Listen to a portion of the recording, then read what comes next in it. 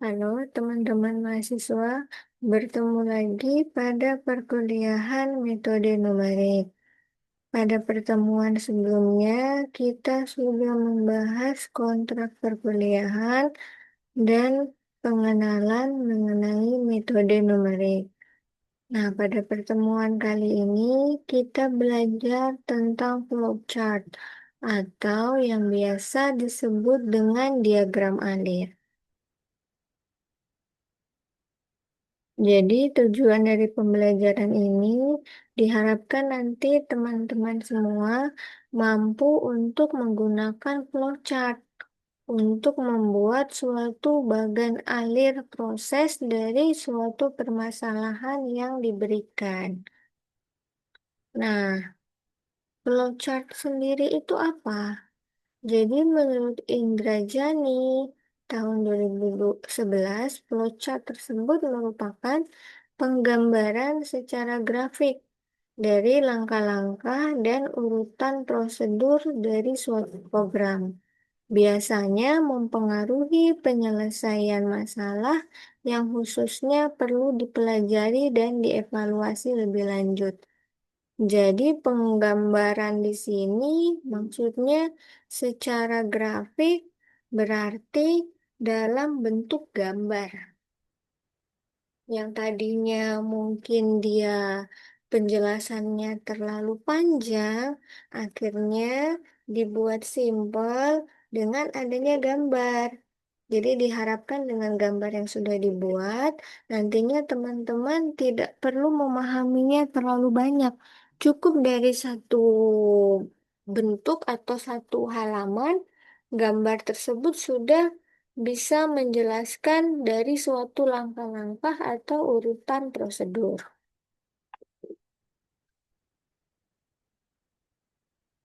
Nah, sekarang kita lanjut.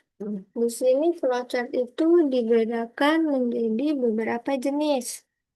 Ada mungkin teman-teman pernah mendengar namanya sistem dari flowchart. Ada dalam bentuk dokumen, dalam bentuk skematik, atau di sini dalam bentuk program. Nah, sekarang kita lihat satu-satu. Kalau dibilang sistem, berarti dia di sini menampilkan keseluruhan tahapan atau proses kerja yang sedang berlangsung di dalam sistem tersebut. Nah, jenis ini tidak selalu menjelaskan setiap proses secara detail. Dia hanya menampilkan urutan saja. Nah, di sini ada contohnya nih. Misalkan sistem mengenai alur pemesanan di kafe.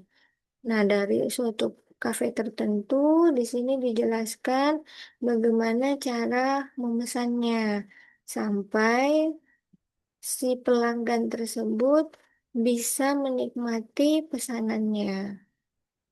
Pertama di sini dia melakukan pembelian makanan dulu, dia pesan. Kemudian dia masukkan pesanan, terus selanjutnya pesanan yang udah dimasukkan itu dimasukkan di bagian informasi.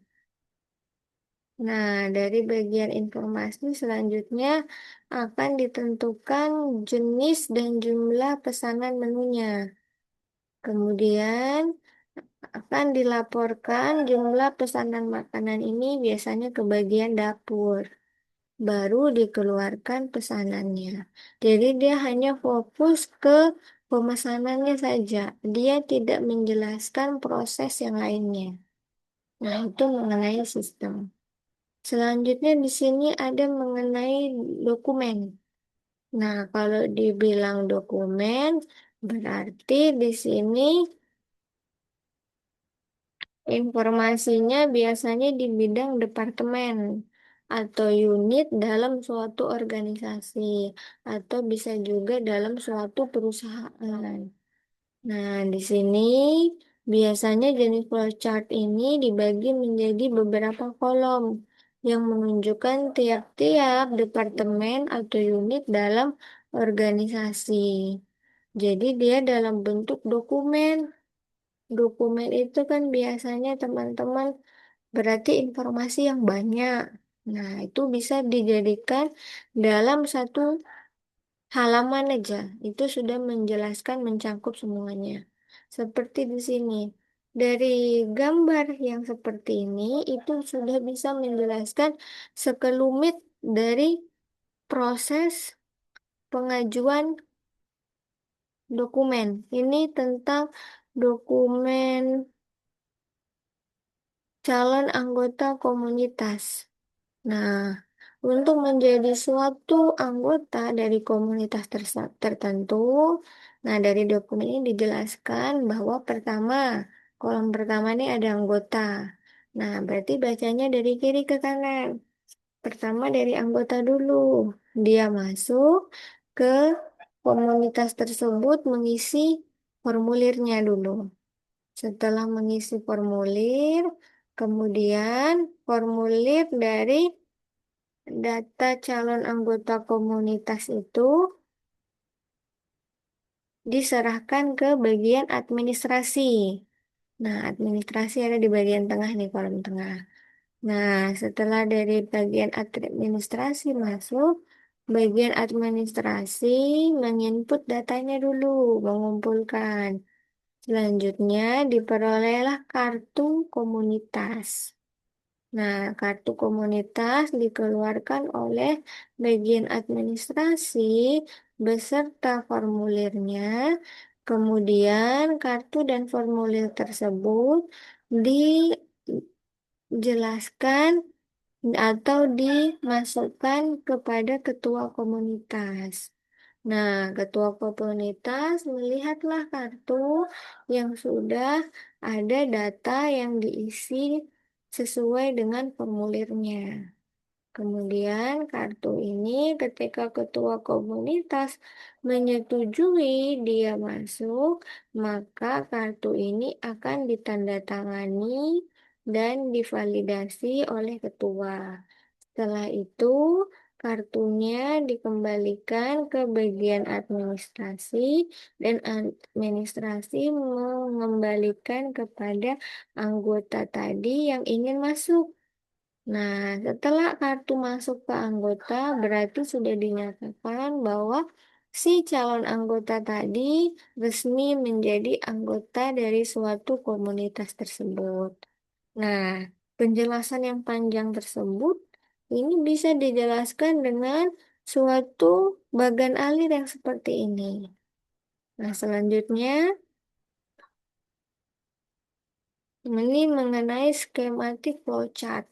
Jadi skematik flowchart ini dia adalah jenis flowchart yang sama dengan sistem. Dia mirip dengan sistem flowchart yang tadi, cuman di sini bedanya dia pakai gambar. Ada ilustrasi pembuatannya. Nah, tujuan dari penggunaan gambar-gambar tersebut untuk memudahkan informasi bagi pembaca yang awam dengan simbol-simbol flowchart. Jadi ini dibantu kalau nggak ngerti dengan bentuk-bentuk dari flowchart, dibikinkan gambarnya langsung. Ini gambar tentang pajak, tentang pelaporan pajak. Jadi ada gedung pajaknya dulu. Nah, kemudian ada gambar-gambar yang memudahkan si pembaca itu memahami maksud dari alur pengajuan SPT ini. Selanjutnya di sini ada program. Kalau dibilang program, berarti di sini memberikan keterangan lebih detail tentang setiap langkah atau prosedur. Nah, biasanya itu kalau program berarti ada rumusnya di dalam.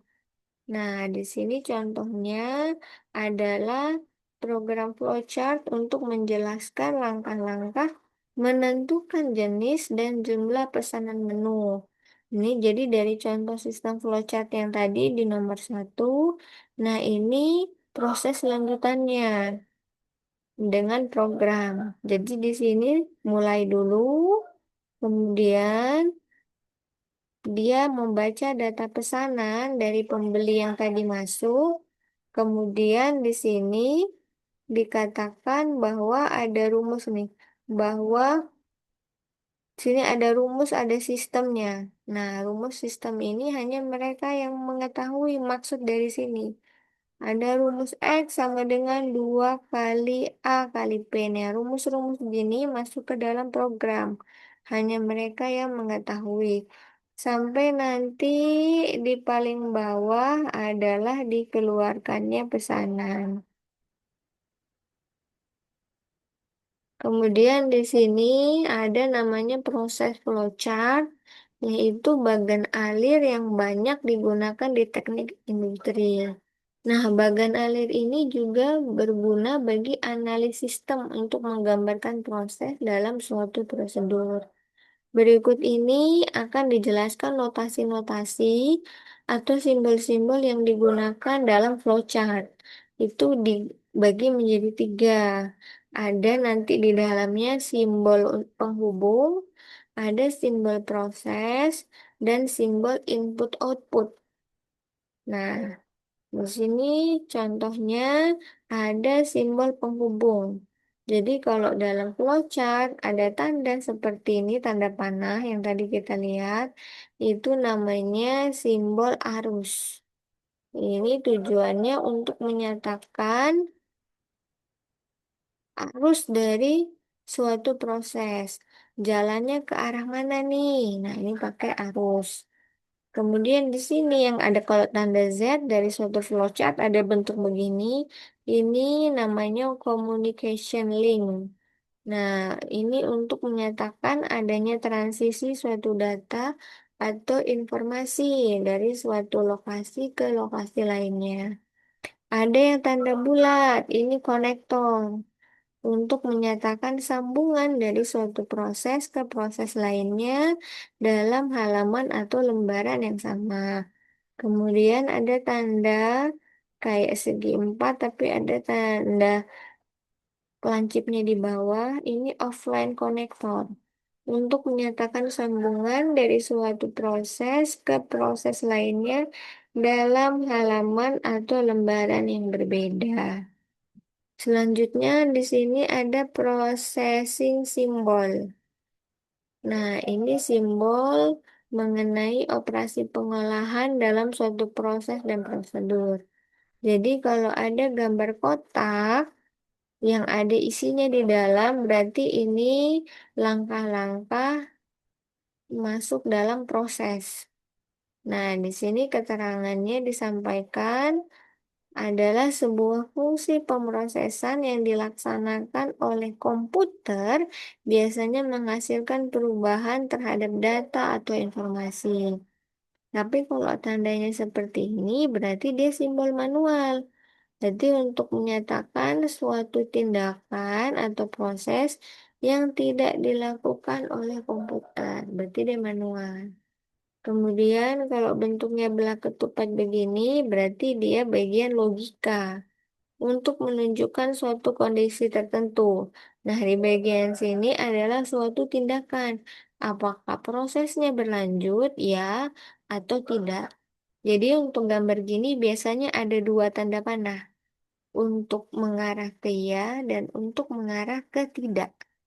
Kemudian ini predefined process untuk menyatakan penyediaan tempat penyimpanan suatu pengolahan untuk memberi harga awal.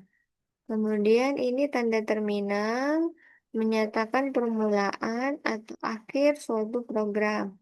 Berarti biasanya tanda begini tulisannya start, mulai, atau stop. Karena dia untuk menyatakan awal atau akhir. Ya, kalau ini offline storage untuk menunjukkan bahwa data dalam simbol ini akan disimpan ke suatu media tertentu. Nah, dan yang terakhir ini manual input untuk memasukkan data secara manual dengan menggunakan online keyword. Nah, kemudian di sini mengenai input atau outputnya. Di sini kalau tanda begini untuk input atau output sama. Menyatakan proses input dan output tanpa tergantung dengan jenis peralatannya. Nah, kalau gini namanya disk storage untuk menyatakan input berasal dari disk atau output disimpan ke disk. Dan yang terakhir ini namanya dokumen. Untuk mencetak dokumen, tandanya seperti ini. Nah, ini ada contohnya nih. Dia pakai tanda begini nih. Ini flowchart pengajuan proyek. Tandanya mulai. Tadi kita lihat. Ternyata tanda sebegini namanya terminal. Dia untuk menyatakan permulaan atau akhir suatu program. Jadi kalau memang baru mulai, biasanya tandanya begini. Nah, selanjutnya, nah tandanya gini. Daftar harga proyek upah dan material proyek. Nah, tandanya begini berarti dokumen. Untuk mencetak dokumen. Berarti gambar begini isinya di dalamnya dokumen. Isinya dokumen mengenai daftar harga proyek, daftar upah proyek, dan daftar material proyek. Nah, kemudian tanda belah ketupat tadi. Belah ketupat berarti dia bagian decision atau logika. Berarti di sini ada proses lanjut atau tidak. Makanya di sini tanda proses begini tulisannya setuju atau tidak. Kalau tidak setuju, berarti dia harus mulai dari awal. Konsumen harus melihat daftar harga proyek, upah proyek, dan material proyek lagi ke admin. Dia harus mulai lagi kembali bernegosiasi ke admin. Nah, tapi ketika dia setuju atau lanjut, maka berikutnya adalah gambar seperti trapesium begini. Nah, gambar trapesium begitu menyatakan simbol manual. Berarti ada suatu tindakan atau proses yang tidak dilakukan oleh komputer. Berarti si manusianya sendiri, dia ngapain nih? Berarti si konsumen yang mengajukan proyek tadi, dia melakukan pengisian formulir dan memilih proyek yang mesti dia ambil. Nah, ini berarti tanpa komputer nih, dia ngisi formulir manual. Setelah itu formulir yang udah diisi, dia serahkan ke admin. Nah, dari admin akan mencetak dokumen mengenai data konsumennya dan pilihan proyek yang dia ambil. Dan yang terakhir, karena selesai, kita pakai simbol yang sama dengan mulai. Nah, itu contoh penjelasan dari gambar flowchart pengajuan proyek. Nah, kemudian di sini teman-teman punya tugas. Dari penjelasan flowchart yang tadi, di sini saya minta tolong teman-teman untuk mencari contoh flowchart atau diagram alir di bidang teknik sipil. Jadi teman-teman tidak membuat, teman-teman mencari. Cari di internet atau mungkin di kantor-kantor bidang teknik sipil yang ada ditempel flowchart atau diagram alirnya. Biasa tuh diagram alir di perusahaan itu ditempel di dinding-dinding. Jadi untuk mereka yang datang untuk mengajukan suatu hal ke perusahaan tersebut biasanya ada proses. Ada proses itu yang ditempel biasanya berupa diagram alir seperti ini. Nah, teman-teman cari yang di bidang teknik sipil. Kalau sudah dapat gambar flowchartnya, kemudian teman-teman gambar di kertas. Gambar flowchart yang teman-teman dapat itu di kertas. Selanjutnya setelah digambar, di bawah gambar yang teman-teman buat, itu teman-teman menjelaskan, menulis maksud dari flowchart tersebut apa.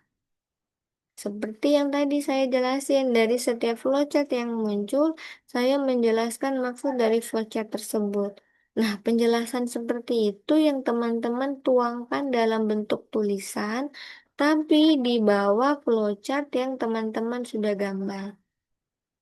Kemudian kalau teman-teman bingung, saya mau cari diagram alir di bidang teknik sipil tentang apa ya, misalkan.